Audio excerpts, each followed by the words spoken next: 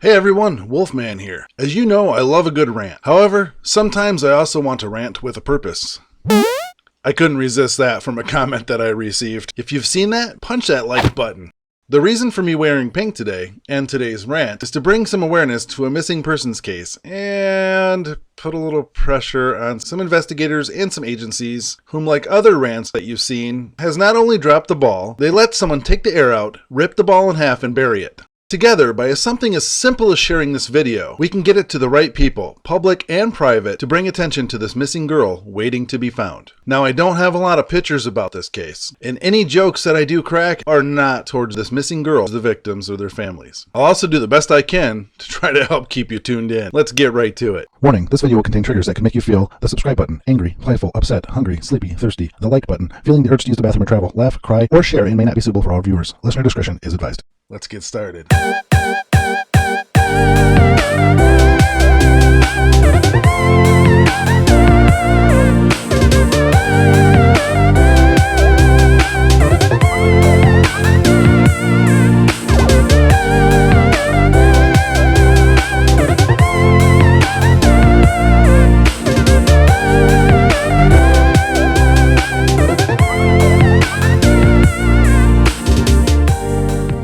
Today we are talking about Keeslyn Roberts. She's 20 years old, 5'6", 120 pounds. She was last seen at the Flying J truck stop in Resaca, Georgia, back on July 18th, 2020. She entered into the employees only area of the Flying J restaurant when she had an altercation with an employee there. Although it's not clear exactly who or what the altercation was all about, it was still enough that one of the employees decided to call the police. However, before the police arrived, Keeslyn had dropped her backpack with contents including her ID, her phone charger, her debit card, and even cash, as she hastily left the scene. It's at this point the Roberts family would never be the same.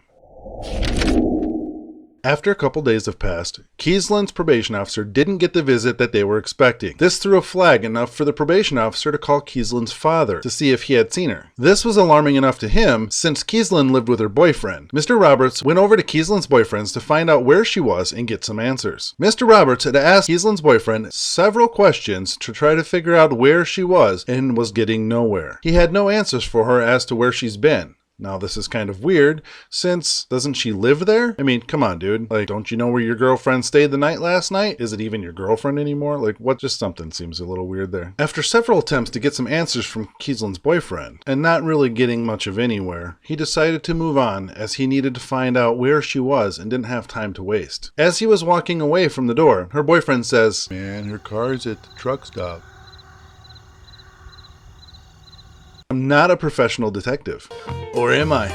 But just him knowing where the car was would make you think that he should know where she's sleeping, right? I mean, what do you think? In fact, it would probably make me want to ask him a little bit more stern, where's my daughter? Anyways, let's continue. With this new information, Mr. Roberts now goes up to the Flying J truck stop where he finds his daughter's car in the back parking lot backed in and looking pretty normal. It's just sitting there. It doesn't look like anything's been tampered with. To him, it looked pretty normal to how she would leave it when she backed the car in, if she in fact backed the car in. Now remember, her car was backed in. And I don't have pictures to show you, as I'll get to that in just a moment. As Mr. Roberts approaches the car, he notices that everything looks pretty normal. I mean, other than his daughter backed the car in, not a lot of people do that. Here's where the problem to solve this case starts. When he called for the police to help out, the police again drop the ball on yet another missing person and decide that paperwork outweighs the desire to help a family find their missing loved one. Is there a trend here? Hey man, I like trends.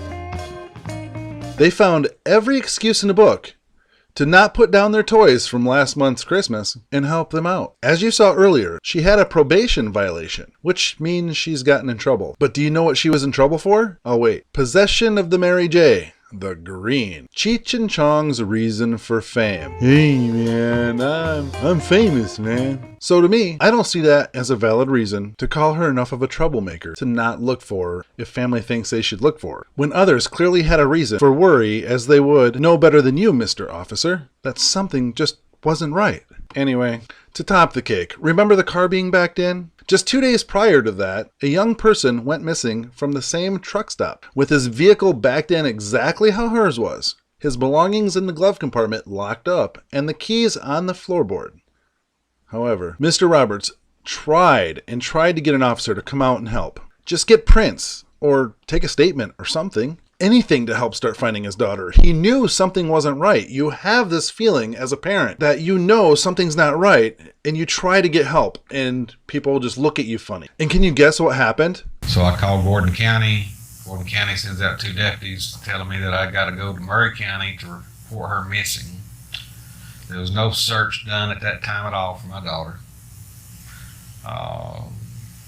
which irritates me very much. Of course. With Gordon County's, because they should have took over. It doesn't matter which county a kid lives in or what state they live in. It doesn't matter.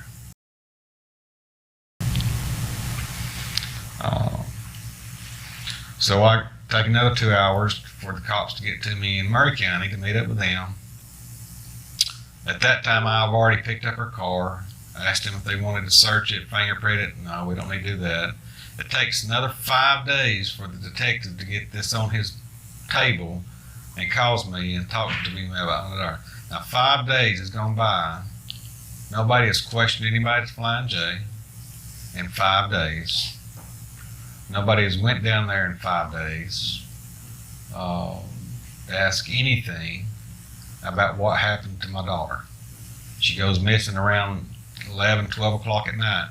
The other thing is she was taking Chris House to work that night. It worked at the Denny's and was going to come back and pick him up at 10 o'clock. He walks out, sees her car still there, calls her and talks to her, and she's saying, "I'll be back in a few." And she never showed back up. So, you know, there's a lot of questions, gaps in stories and stuff that I'm getting from Mr. House. Saying he's not talked to her or anything like that. So I'm very disgusted with some of the aspects of what we've been told and what has been done so far. Officer I Can't Get No decides that there's no problem here, that there's no wrongdoing, that she just got scared and went away because there was a warrant for her arrest from the day prior. You know, when a warrant's issued, it takes a little bit of time for that warrant to be issued to where she's going to know about it. However, even if she had, is she going to leave for a possession of marijuana charge to go run and hide for a warrant? I mean, come on. She's not a perfect angel, and even her dad admits that. However, she's smart enough to realize that that's not why you'd run away. So again, other people doing the job of the American public servant. And remember the other vehicle that was backed into the parking spot that was tied into a missing persons case? He was later found in February on the 2nd, naked in a forest where a brush fire was recently started, is where his remains were found. And still, at this point in time, they think that Keeslyn's and this young man's not tied together at all whatsoever. However, I really think it is. So I'm going to try to put a poll up here and see if you think Keeslyn's and this other young man is somehow tied together as a missing persons case. They were missing from the same place 2 days apart. And it gets better. Frustrated, Mr. Roberts just goes ahead and takes her car home. I don't blame him. Why leave the car sit in the parking lot when nobody's helping? No police are coming. Nobody's doing fingerprints, and it just doesn't seem like anybody cares. Sound familiar? Anyways, in March, yes March, 2 months later, investigators searched the Flying J and found clothing that belongs to Keeslyn behind a dumpster. Kinda odd, right? The other guy was found naked. Keeslyn's clothes have been sitting behind a dumpster for a while. An anonymous witness said that these clothes have been sitting there ever since Keeslyn went missing. To me, I'm wondering, why didn't anybody think to tell anybody that there was clothes behind a dumpster when there was a missing person right from that parking lot? Seems a little odd. And yet no one thought to tell anyone? Get them to a police office? And they just let him sit there until the investigation got on its pony and trotted into town with his 5-gallon hat and a bottle of shine. Like, well, I guess I can do something now. Amen. Now, the witness is currently unknown, probably for valid reasons. And after all, what the heck happened with the altercation of the employee? Is this a reason that maybe the random young adult came up missing 2 days before this? And police are saying, we feel they didn't even know each other. They've never talked. Well, from what you've learned, do you think that they might have been tied together at all, even in the slightest? Tell me what you think. Blow up those comments down below. I'm interested to see what you think. The reward for Keeslyn varies by source and by timelines.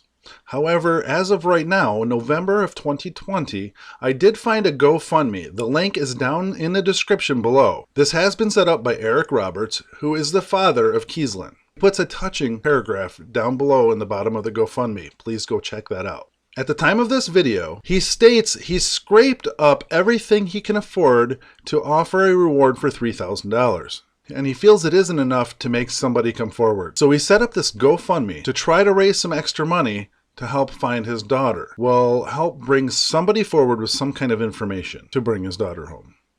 He said the uncertainty of not knowing if she's safe, dead, or hiding is killing him. Could you imagine your daughter missing? If you have a few extra dollars to help out, please go check the link down below for the GoFundMe. Even $10 will help. It would be truly amazing and boost this reward up to get closure for not only her, but her father and family.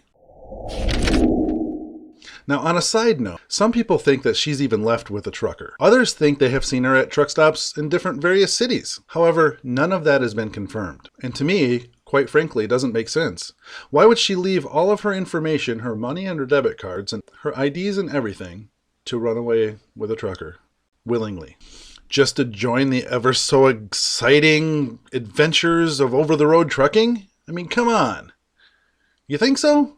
However, share the heck out of this video, because it's important that we have everybody know that the investigators down at this office and the police station, everybody dropped the ball on this big time. There is absolutely no reason whatsoever that the police waited months to even do anything. They couldn't even get fingerprints. They waited so long. There could have been something as easy as a fingerprint on the car. They'll never know. The clothing. When they found the clothing behind the dumpster, they didn't even want to test it. They didn't even want to take the DNA from it. They were like, nope, it's just clothes. You know, well, what if that was the last clothes she was wearing that night? Like, now I'm sure you guys checked what does work of the cameras of the Flying J. And what I mean by that is the Flying J cameras aren't even working, half of them.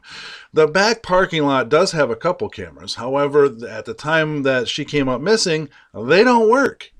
They couldn't find any video footage that was even remotely close to being useful to help with this at all. Now, does the abductor or the killer happen to know that these cameras aren't working and that's why they choose that particular location?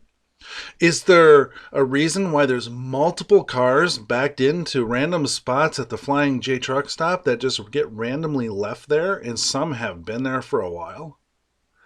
There is a lot of stuff to think about for this one. But what's really important is the fact that the investigation needs to get the lead out of their ass and actually get some stuff done. The FBI should have stepped in a long time ago when GBI and all them idiots decide that they can't figure out that it's time to put down the donuts and actually pick up a pencil. Now remember, I always say this channel might not be for you.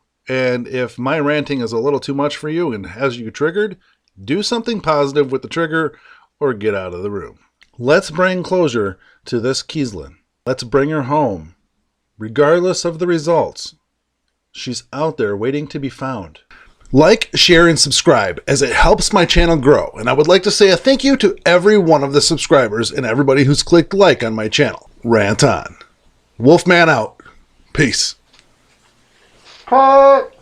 What are you doing? We can't give up without the bloopers. Oh, good point. Roll the bloopers. All right, roll the bloopers.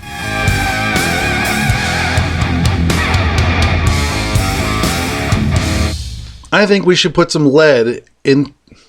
I might want to watch how I refer that. Debit card and even cash.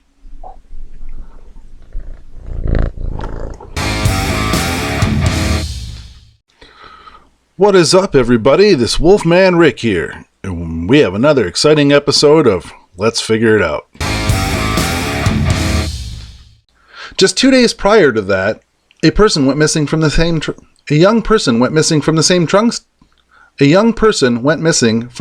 truck stop.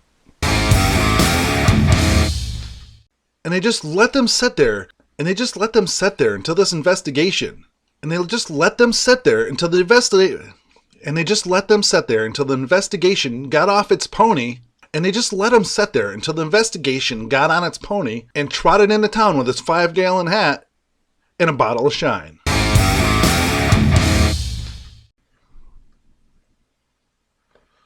Hey man, her car's at the truck shop.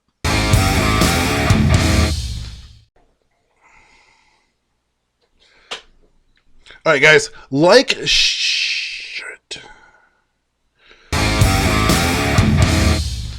Alright guys, like, share, and subscribe as it helps my channel grow. And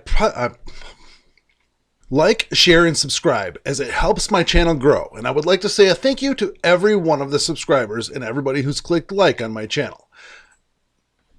Rant on. Wolfman out. Peace.